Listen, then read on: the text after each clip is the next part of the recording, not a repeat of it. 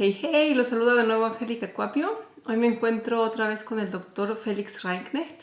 Feli es anestesiólogo e intensivista en el Hospital Karolinska en Estocolmo, Suecia. Y Feli trabaja en contacto directo con pacientes de COVID-19 en la unidad de terapia intensiva.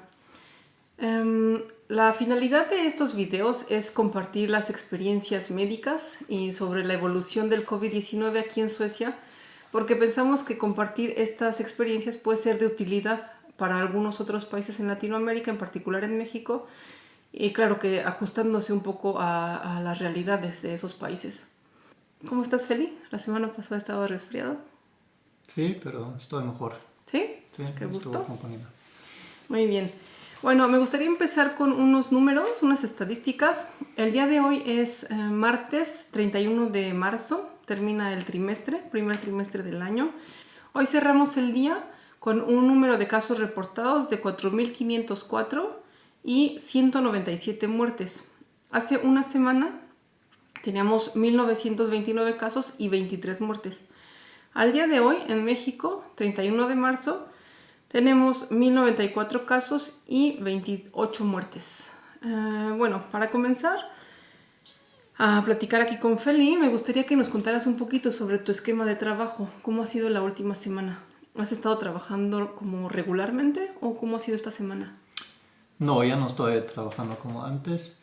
El esquema de trabajo está en constante cambio, se tiene que decir. Ahora sí tuve que hacer más guardias que antes, trabajar noche, es decir, y también durante el día normalmente tenemos después de las guardias, no solemos seguir trabajando, o sea, descansamos, pero normalmente tenemos más días libres antes de que trabajamos otra vez.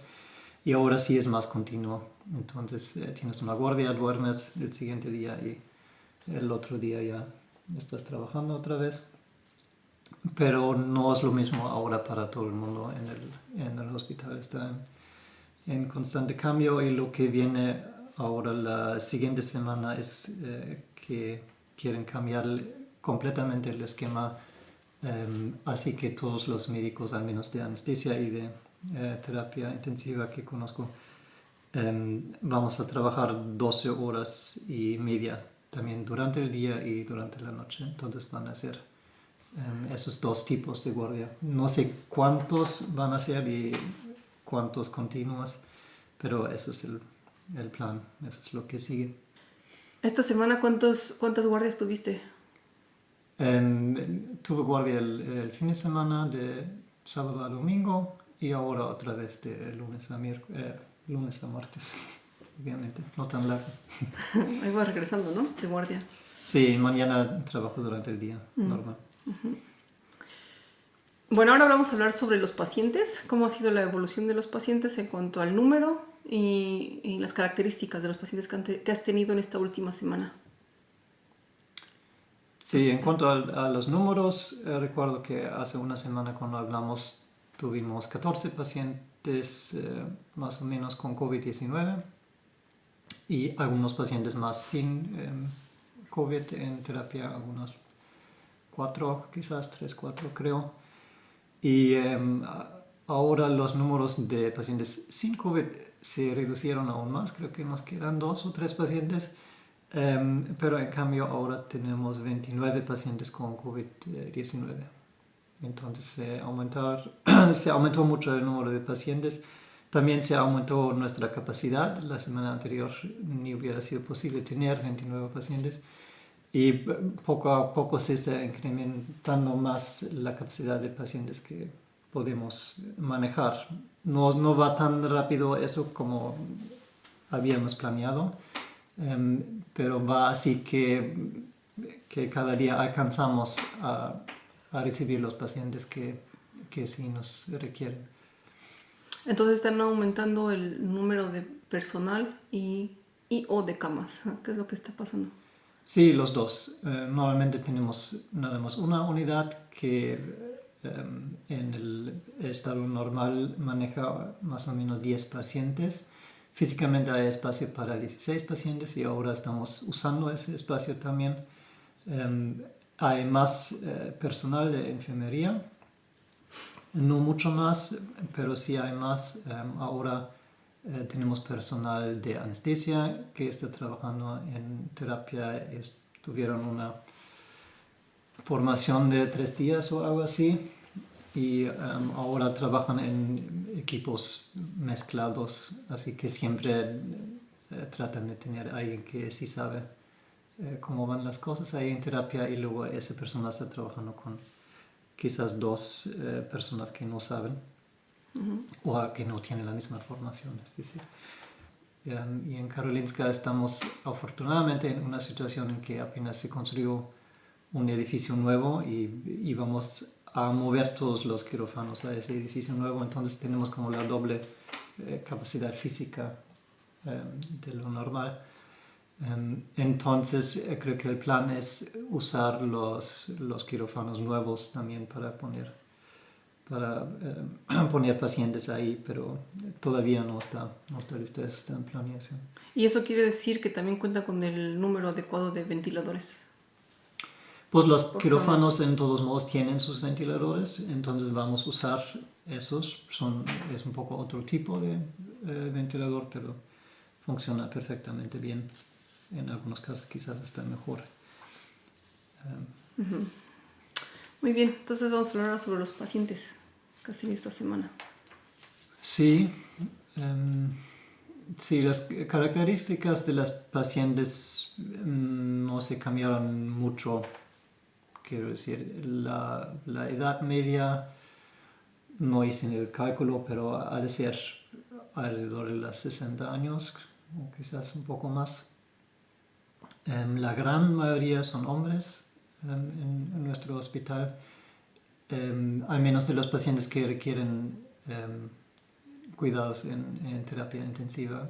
En los otros departamentos no sé bien, pero en nuestros departamentos de terapia intensiva casi 100% son hombres. Ahora tuvimos creo que 1 o 2 mujeres también, pero la gran mayoría sí son hombres. Y en cuanto a sus comorbilidades es más o menos lo mismo o es más o menos lo que esperas en esa población. Que claro que sí, a partir de los 60 la gente padece de hipertensión, padece de diabetes. Entonces esos son los pacientes que tenemos. Yo no reconocí ningún cuadro como muy especial que dices que todos tienen eso o algo así. Pero encuentras generalidades como más diabéticos, hipertensos, enfermedades cardiovasculares, renales, más que cáncer, por ejemplo, u otras enfermedades infecciosas. En general, la población que estamos cuidando ahora es mucho más sano que los pacientes que normalmente que tenemos en terapia. Normalmente sí tienen muchas comorbilidades, sí tienen varios problemas. Y ahora en la mayoría de los casos el gran problema que tienen obviamente es el problema respiratorio. Y aparte, sí, como dije, tienen tensión alta o algo así, pero están tomando medicamentos, algunos están obesos, otros no tanto. Sí, no tan especial, no nada que sobresale. De los 29 pacientes que tienes ahora, ¿qué porcentaje aproximado está intubado? La gran mayoría están intubados. No vi a todos los pacientes porque nada más trabajo en una unidad y allá eran más o menos quizás un cuarto de los pacientes que no eran intubados aún. Y en la otra unidad que ahora tiene casi 20 pacientes, ahí no sé cuántos son, pero creo que es más o menos el mismo número, que es como un cuarto de los pacientes que quizás, si no menos, que no están intubados.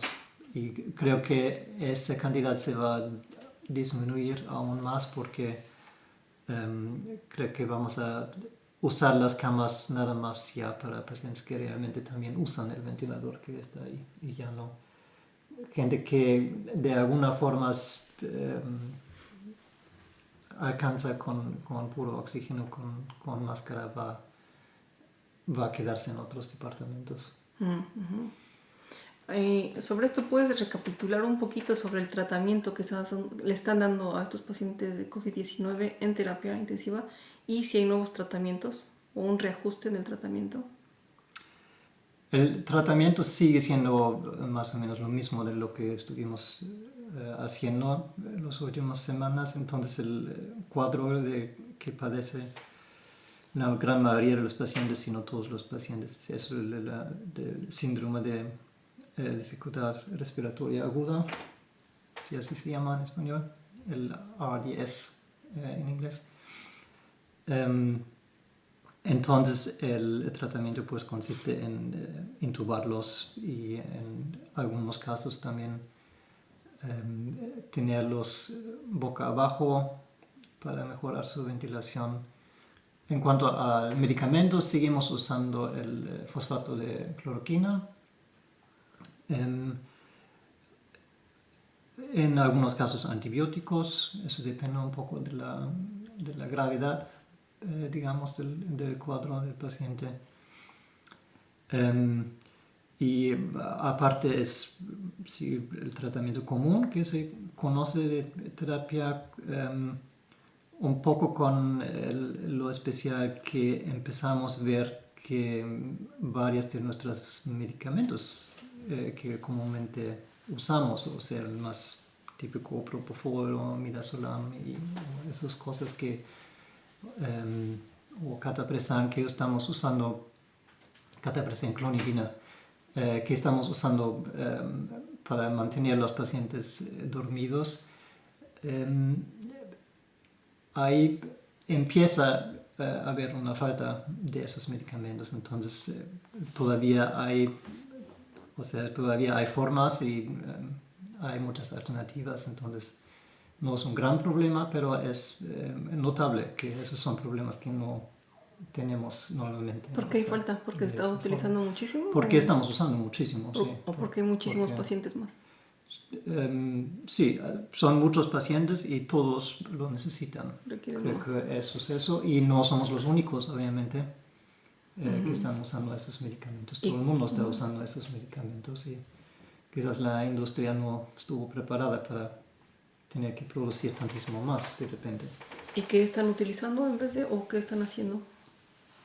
Ahora todavía nos alcanza y lo que más usamos actualmente suele ser una combinación de propofol, morfina de forma continua y clonidina. Eso es lo que más usamos. Y sobre estos tratamientos, ¿hay algunos tratamientos que están actualmente en estudio en los pacientes? ¿Algunos ensayos clínicos o estudios clínicos? Pacientes en terapia intensiva. Sí, no sé realmente de estudios que se están haciendo ya, al menos no en una forma en que estamos involucrados activamente. Escuché que ahora quizás van a empezar estudios también con remdesivir, pero no estoy seguro si realmente se va a hacer eso y cuándo quieren empezar con eso.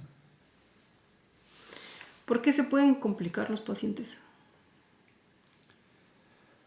El problema que tenemos con un gran número de pacientes es que pues eso con la ventilación, que en muchos casos es difícil ventilarlos. Muchos necesitan presiones más altas de lo que queremos usar. Muchos tienen problemas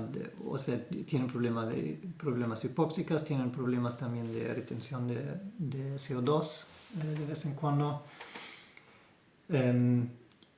Y sí, algunos pacientes entonces ponemos boca abajo para mejorar la ventilación, como había mencionado.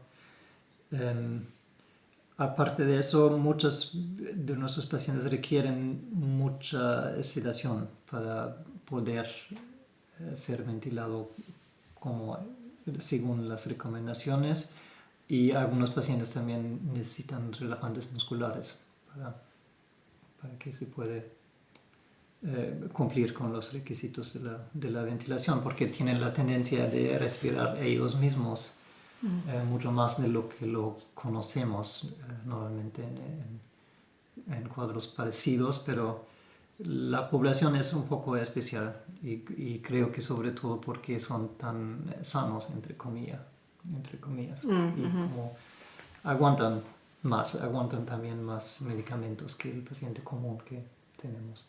En estos pacientes con COVID-19, ¿hay alguna característica que te sorprenda o que te parezca diferente en comparación con otros pacientes que ves normalmente en terapia intensiva?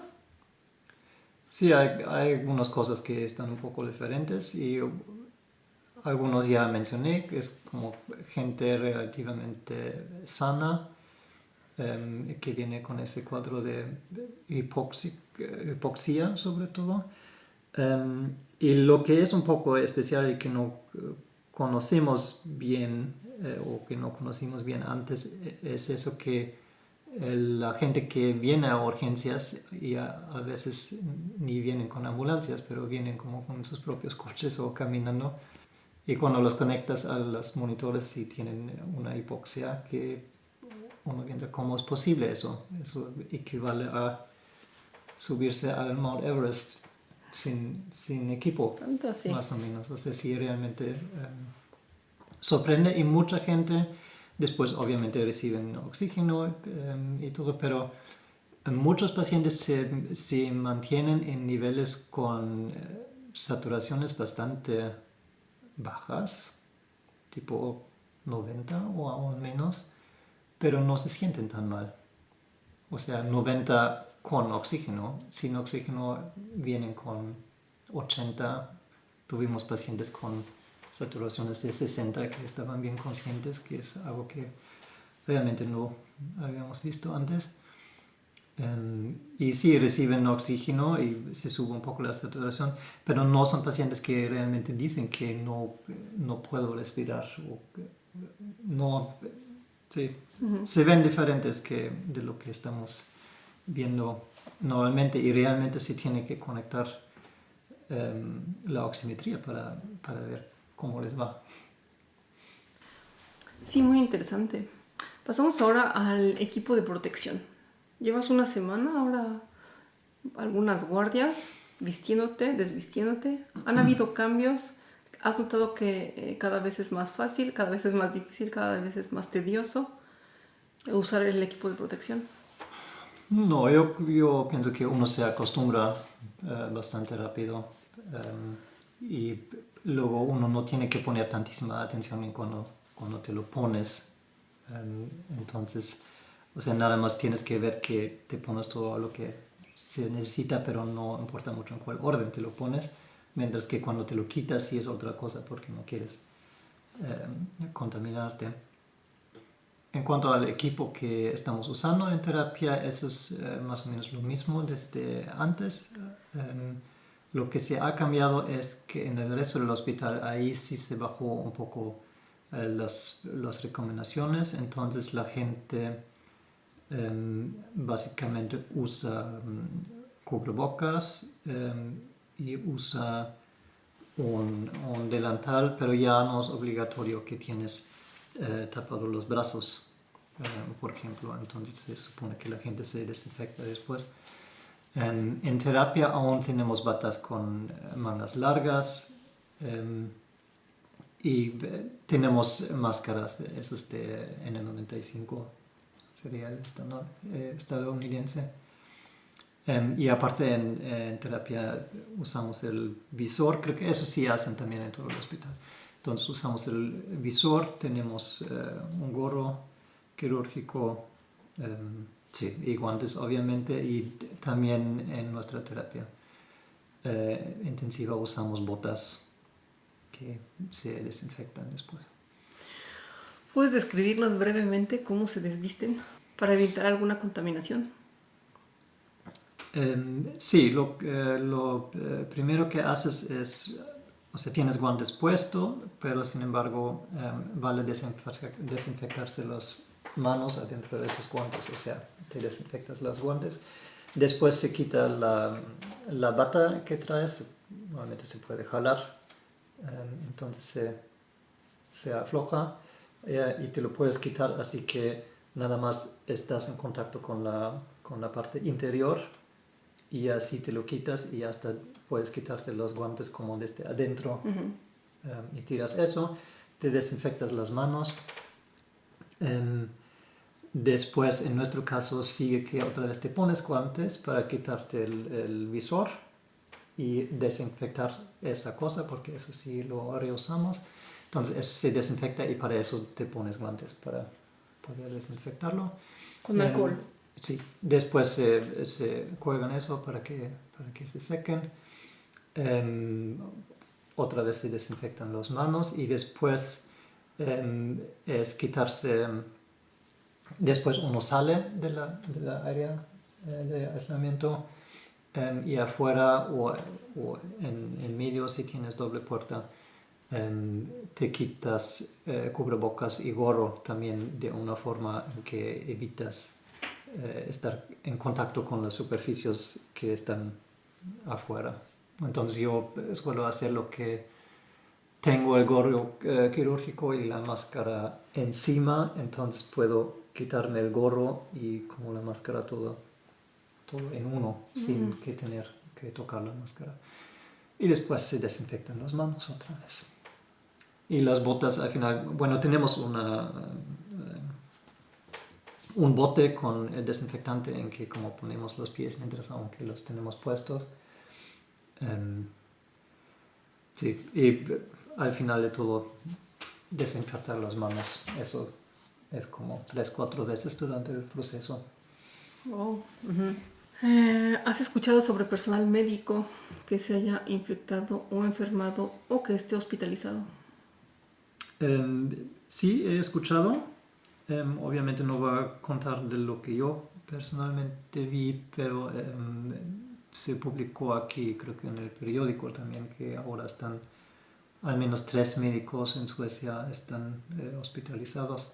¿Qué tan graves son y de cuál forma se contagiaron? Eso no sé. Muy bien, y ya para terminar, Feli, ¿tienes esta vez de nuevo algún mensaje, alguna recomendación, sugerencia para personal médico, público en general, que nos ve desde otros países en Latinoamérica, que pueda implementar algunas medidas? ¿Algo? Para el público en general, pues son las medidas que ya están conocidas en todo el mundo. Lavarse las manos, mantener distancia, lo más posible, estar en contacto con lo menos gente posible. Y creo que todo lo demás es secundario. Si uno se enfoca en esas medidas, ya es mucho. Y si todo el mundo se enfoca en esas medidas que realmente son centrales, entonces sí ayudaría mucho. En cuanto al personal médico, sigue lo mismo. Si aún no están en eso, prepárense, traten de prepararse de la mejor forma y hay que, o sea, tiene varios niveles y aspectos de preparación, creo. Y uno de eso sería obviamente el material, ver cuál material hay, cómo se puede usar, cuál es quizás material que normalmente se usa de otra forma, pero que quizás sí se puede usar, o sea, ser creativo. Buscar, o sea, ventiladores obviamente es lo que más se requiere. Obviamente se pueden usar los ventiladores y los quirófanos. Si hay viejos ventiladores quizás que hace 20 años se usaron y aún están ahí en algún sótano en el hospital, pues checan si funcionan. Si funcionan es mucho mejor que ningún ventilador. Independientemente de qué tan viejos son. Hay conceptos hasta de usar ventiladores para más que una persona. Eso es, obviamente no es ninguna recomendación, pero es algo que también puede ser mejor que no tener un ventilador para una persona. Hay instrucciones para eso hasta en YouTube que se puede ver, se puede checar si uno tiene el equipo para eso, para poder conectar más que una persona. Luego, en cuanto al personal, también se tiene que usar nuevos caminos, usar personal que normalmente no trabaja en eso, encontrar formas de formar ese personal en cursos express de la mejor forma y tratar de crear equipos en que medio el conocimiento de uno medio puede cubrir, o sea, quizás una enfermera que desde 10 años trabaja en terapia intensiva se puede entonces encargar de una cantidad mucho más alta de pacientes, quizás 6 pacientes o algo así, si tiene ayuda de personal de operación, de cirugía o de anestesia, que quizás no saben todos los detalles, pero pueden hacer cosas prácticamente. Y para los médicos por final de cuentas es lo mismo, también se puede usar obviamente el personal de anestesia. En nuestro caso aquí en Estocolmo se han reducido muchísimo las cirugías que no son urgentes o por otras razones muy importantes que se hacen en ese momento. Entonces también de esa forma se liberó mucho personal que se puede usar y que se tiene que usar. Y luego, quizás lo último, tratar de tener alguna preparación psicológica también, porque lo que probablemente va a pasar no va a ser bonito. Y también es muy posible que tenga repercusiones psicológicas también en el personal.